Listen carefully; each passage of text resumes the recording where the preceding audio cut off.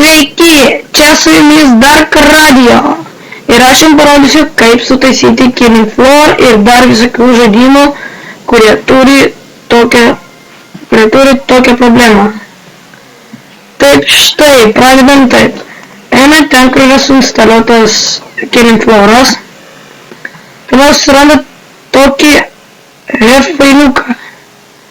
Įeina čia pasikeičiat ir visų pirma, geriausia būtų paimti ir va šitą dalyką ištrint, tiesiog išsaugot.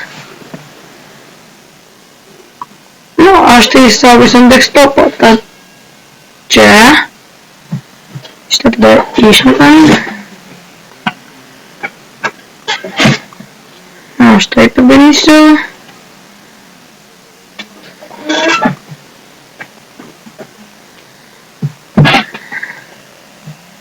Ir jūs matot, nėra tos Steam, aš esu ištrynęs.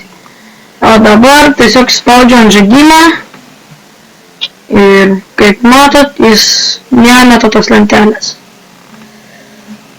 Štai ir oi.